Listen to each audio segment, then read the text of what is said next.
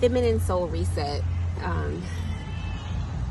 is a class that came into my life at a time where I felt really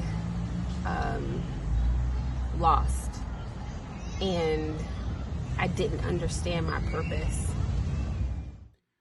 For the past almost 12 years, I have been consumed with raising a family, working, creating and sustaining tradition, developing a family culture, building community in Chicago, kin keeping, joy making, and the hard work of not just getting older, but growing up.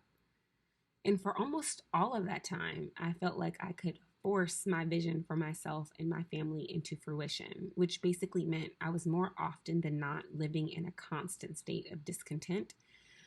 In the past 2 years or so, I began to experience challenges with my health that significantly impacted my capacity to carry on this illusion of control.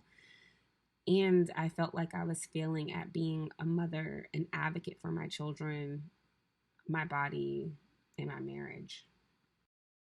Feminine Soul Reset is a class that taught me the importance of my obligation to purify my soul and to be intentional about my relationship with Allah through prayer, through reading Quran, through joyful movement.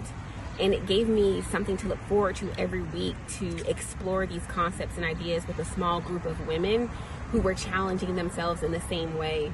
And I just saw much benefit from focusing on like my return to myself and to Allah in my marriage and in my relationship with my children, in my relationship with my friends, and mostly in relationship to myself. These practices, I think, really helped me to come back to myself as I was returning to Allah.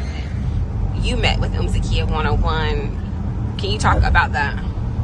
I thought about myself and what I need emotionally as kind of a standard that I thought applied to most people. Like if I wouldn't feel, if I wouldn't be upset, or if I wouldn't be jaded, or if I wouldn't be disappointed at your failure to acknowledge, failure to invite, then I couldn't see why you would be disappointed or jaded or upset or unfulfilled at my, negligence, in certain respects.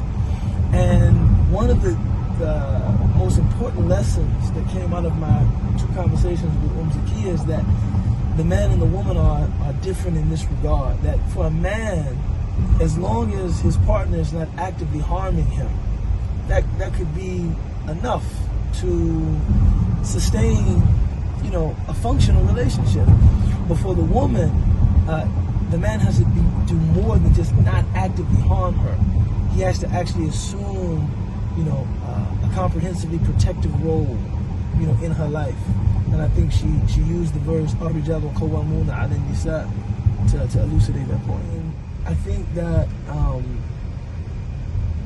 just my experiences with women, particularly women in my family that I never really saw kind of engage with a protective man, a protective male, really in any respect.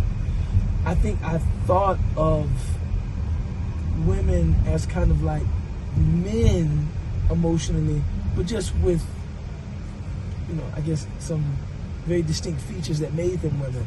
And I think through my conversation with Zakiyyah, I saw that those distinct features are not like additions to kind of a standard kind of masculine way of being in the world, but are something, wholly and totally different.